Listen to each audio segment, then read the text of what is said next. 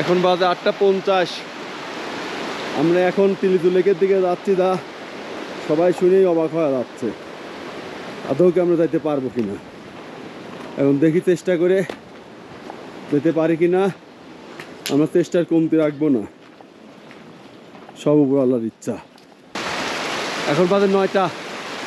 আমরা 10 মিনিটে ওই যে ওইখানে রয়েছে, আমরা যেখান থেকে রওনা দিয়েছিলাম এখন এখানে পৌঁছাইছি।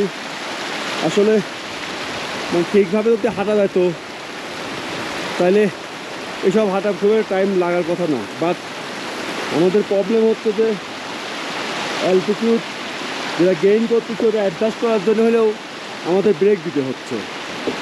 একটু বলে ওঠার পরে একটু ব্রেক দেওয়া লাগতেছে, তাহলে আমাদের আবার একটু ব্রেথটা স্বাভাবিক হচ্ছে। এই জন্যে আর কি সময় লাগতেছে আমাদের। সমস্যা নেই, আমরা সবাই বলতে 3 ঘন্টা লাগে, আমরা সেটাকে 6 ঘন্টা ধরে রাখছি। সময় নিয়ে যাবো, তাড়াহুড়া করে যদি যাইতেই না পারি জায়গা মতো, বলছি তো আমাদের চেষ্টা শেষ পর্যন্ত আমরা করে যাব, কোনো কমতি রাখবো না। ইনশাল্লাহ আমরা তিলিচু লেকে পৌঁছাবো। তিলিচু লেকের হাইট হচ্ছে 16,138 ফিট। ভাবা যায় আমাদের এই জায়গায় অক্সিজেন নেওয়ার অবস্থা এরকম। ওই জায়গায় কী করবো না আল্লাহ জানে। আল্লাহ যদি ইচ্ছা করে তাহলে পারবো, না হলে সম্ভব না। ওকে, সারাদিন সাথেই থাকেন। এখন আপাতত টার্গেটে এই যে এই টপে ওঠা, এই যে মানুষ হাঁটে আসতেছে এই জায়গাটায়। দেখেন আমরা কোন জায়গা, ওই যে দূরে ওই যে বেস ক্যাম্প। বেস ক্যাম্প ছাড়া আপাতত এই পর্যন্ত আইসি 1 ঘন্টা হয়েছে গেল। এই যে পাহাড়টা দেখাচ্ছেন, পাহাড়ে ওঠার পরে এরকম ভিউ। এই যে এটা হচ্ছে অন্নপূর্ণা 1। এটা 8,100 কত মিটার যেন অন্নপূর্ণা 1। আমরা অন্নপূর্ণা 1 খুব কাছের থেকে দেখতেছি। কিন্তু তিলিচুতে কিন্তু অলরেডি সবাই ঘুরে আসতেছে, একমাত্র আমরাই যারা এত লেট করে যাচ্ছি। কারণ আসলে আমাদের চিন্তাভাবনা যে গেলে যাবো, না গেলে ব্যাগ আসবো। কিন্তু ভোরবেলা অত শীতের মধ্যে যায় আমরা সহ্য করতে পারবো না, ওই জন্য রিস্ক নেই। এখন প্ল্যান করতেছি। এই না গরু, ঘোড়া ঘাস খাচ্ছে। যাচ্ছে না, আরে এই যে রোড, আমরা উপরে উঠবো।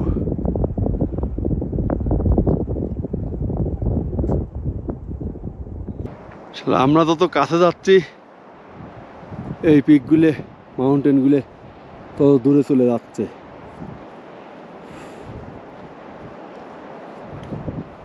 ও খাড়া ওঠা আর ওঠা। আজকে টোটাল 900 মিটার ওঠা লাগবে, শর্ট ডিস্টেন্সের মধ্যে। এই জন্যে বেশি খাড়া সব কিছু। ও ওরা সব ভোর 4টেই গেছিল, এই জন্য এখন ব্যাগ আছে। তারা 4টে গেছে, তারা ব্যাগ চলে আসে। ও আমরা বেস ক্যাম্প থেকে এত দূর আসছিলাম, বাট এখন নিচে নামতেছি। কারণ আমরা আসলে এখন সম্ভব না কভার করা, আসতে অনেক লেট হয়ে যাবে রিটার্ন করা। আমরা দেরি করে ফেলছি। ভাবছিলাম যে আসলে অত শীতে যাওয়ার চাইতে একটু রোদ ওঠার পরে যাবো না, কিন্তু আমরা বুঝতে পারিনি যে এই লেভেলের খাড়া। সামনে নাকি আরও খাড়া আছে, 22টা মোড় আছে। একদম সোজা, এরকম সোজা উঠে দেওয়া 22টা মোড়। তো এই জন্য আর কি আজকে আর রিস্ক নিচ্ছে না। যদি আসি তেলিচু লেক যদি আল্লাহ কপালে রাখে তো কালকে ভোরবেলা, আর না হলে ভাই আমরা তিলিচু বেস ক্যাম্পে আইছি, এটাই আমাদের জন্য অনেক। আমাদের ভাই বাইক দাও, আমরা বাইক নিয়ে সব জায়গা চলে যাব, আমরা ট্রেকার না। আজকের জন্য স্যারেন্ডার করতেছি। এই অন্নপূর্ণা খুব কাছে আইছিলাম, থাক এই জায়গায় থাকাই ভালো। আরও প্রবলেম হয়েছে কি, আমরা শারীরিকভাবে দুর্বল হয়ে গেছি, পর্যাপ্ত খাবার খাচ্ছি না। এই যে আমরা সকালবেলা উঠে যে এই ট্রেকিংয়ে আসছি, প্রায় 2 ঘন্টা ট্রেকিং করছি, মাত্র 2টা ডিম খাইছি। মানে এখানকার খাওয়া একদমই পারতেছি না, আমাদের সাথে যাচ্ছেই না, মুখেই নেওয়া যাচ্ছে না খাবার। এই জন্যে বেশি প্রবলেম। যদি ভাত খায় মার দিতাম না, ইনশাল্লাহ পৌঁছা যেতাম। শৈলী দল খাওয়ারই নাই। পানি যা নিয়ে আইছিলাম, আমাদের নিচের থেকে একজন বলল যে উপরে পানির ব্যবস্থা আছে, মানে পানি পাইপে রোডে জারিমগরে কইছে নাকি। এখন আমরা যত উপরে উঠতেছি আর পানি নেই, আমার পানি অলরেডি ফুরিয়ে গেছে। সবচেয়ে বড় প্রবলেম হয়েছে এই জায়গায়, মানে সব কিছু মিলেই আর কি, খাবার দাবার A to Z মিলে সব কিছু ক্রাইসিস। নেক্সটে যদি আসি ভাই, আমার খাবার আমরা রান্না বাড়ার ব্যবস্থা করেই আসবো, সম্ভব নয়। না খাওয়া দেয় খিচুড়ি রাইতে যদি 4টি খাবার বাড়তেন, মানে কি যে মিস করতেছি খাবার বাংলাদেশি ফুডের, দেশের বাইরে এসে বুঝতেছি। হ্যালো, আসসালামু আলাইকুম। ওরা যায় আমাকে নমস্তি, চল আমি উল্টে সালাম দেবো।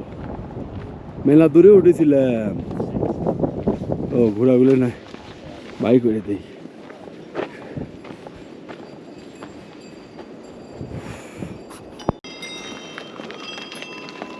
আজ আমরা খাবারের কাছে হারিয়ে গেলাম, সত্যি কথা। খাবারটা যদি ঠিকভাবে খেতাম না, তাহলে ঠিক এটা খাবার করেই আসতাম। শৈলী চলতেছে না খেতে লাগিয়ে, এমনও ওই জায়গা যাওয়ার নাকি 5 ঘন্টা লাগে। সেই 5 ঘন্টা না খায়, পানি নাই, কিছু নাই, অল্প একটু পানি রয়েছে, ওই পানিটুক দিয়ে কি আর হয়? বেশি করে যে পানি টানবো অত বড় এক ব্যাগও করা যায় না, এ হলো সমস্যা। ওই যে কালকে আমরা এই রোড ধরে বেস ক্যাম্পে আইছি, আবার এই রোড ধরেই ব্যাক করবো। ইনশাল্লাহ দেখা যাক এখন যা ডিসিশন। আমাদের সাথে যে একটা ছেলে ছিল চিটংয়ের, জাবেদ, ও কিন্তু ওই যে ওই পাহাড় পাওয়ার আগেই থামে গেছে। আমরা ভাবছিলাম যে দেখি আমরা কত দূর যাইতে পারি। দেখ, ও আমার তো বয়স অনেক ছোট, ও ওই পর্যন্তই থামে গেছে। সেই জায়গায় আমি অনেক দূর আগা গেছিলাম, বাট আর পারলাম না, সরি। ইনশাল্লাহ যদি নসিবে থাকে তো হবে, দরকার নেই এখন দেখার, জীবন আগে। বাইরে থাকলে কত কিছু দেখতে পারবো। এই যে বেস ক্যাম্পের কাছে চলে আসি, মানে কাছে বলতে বেস ক্যাম্প দেখা যাচ্ছে আর কি। এখন মনে হচ্ছে কি নামতেও কষ্ট হচ্ছে, মানে এত খারাপ, নামাটাও কষ্টের হয়ে গেছে, পাটা সব টাইসে আসতেছে। জীবনে বাইরে থাকলে অনেক কিছু দেখা যাবে।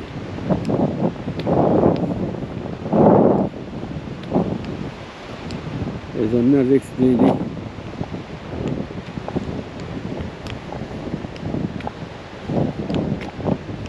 আজকে আরো 10 বছর আগে হলে পরে সব জিনিস দৌড় বাড়ি বেড়ে উঠে দেখেন, মানে বিষয়টা এইরকম। এখন তো একটু বলেও বয়স হয়েছে, ওজন বাড়ি গেছে অনেক, সব কিছু মিলে যাই হোক। নামের বসে আর ব্রেক দিতে না আমার লাগতেছে। পাহাড়ের ভিউটা খালি দেখেন, মানে এরিয়াতে কত রূপের পাহাড় আছে এই নেপালে, আমরা জানিনি, আল্লাহ জানে। এই যে বেস ক্যাম্প, তিলিচু বেস ক্যাম্প, আর কিছুক্ষণের মধ্যে আমরা নেমে যাব। তবে আমাদের মনে হয় আমরা খুব ভালো ডিসিশন নিয়েছি, কারণ এরকম খালি পেটে যুদ্ধ করা যায় না। এই জন্যে আমরা ব্যাক করতেছি। অনেক অনেক টুরিস্টই দেখলাম ব্যাক করেছে, যারা একটু লেট করে রওনা দিছে তারা অনেকেই ব্যাক করেছে। ভুল ডিসিশন নিয়ে নিছি, এটা হচ্ছে বড় কথা। নাক দিয়ে পানি বাড়াচ্ছে, ঠান্ডা বাতাস, জ্যাকেট পরে আসি, তারপরেও ঠান্ডা লাগে। পুরা বরফ গলা বাতাস আসতেছে, আর এই যে নিচ দিয়ে বরফ গলা পানি দেখেন। আল্লাহর কি অপরূপ সৃষ্টি, এই এত উপরেও পানির ব্যবস্থা করে রেখে দিয়েছে আল্লাহ, সুবহানাল্লাহ। মানে উঠেছিলাম, ভাবিছিলাম যে নামা সহজ হবিনি, তাড়াতাড়ি নেমে যাবো না, কিন্তু আর নামাও কঠিন লাগতেছে, পা আর উঠতেছে না, এত খারাপ, নামাও কঠিন হয়ে যায়। এই যে ঘোড়াগুলোও কিন্তু তিলিচু লেকে নিয়ে যায়, এইখান থেকে পার পার্সন 7,000 করে ইন্ডিয়ান রুপি। আমরা ইচ্ছা করলে হয়তো যাইতে পারতাম, কিন্তু না, ঘোড়াতে আমরা আরও কনফিডেন্স পাই নাই ভাই। ঘোড়া দিয়েই যদি ট্রেকিং করা লাগে তাহলে আর ট্রেকিং করে লাভটা কি? দরকারও নেই, দেখারও দরকার নেই ওরকম তিলিচি লেক।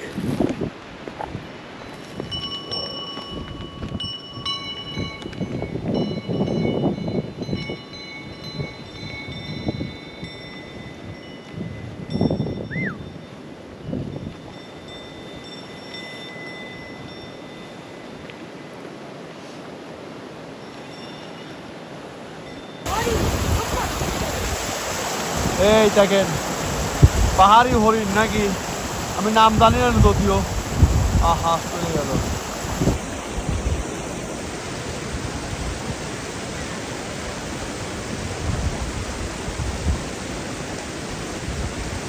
ওই যে বাইরে চলে গেল।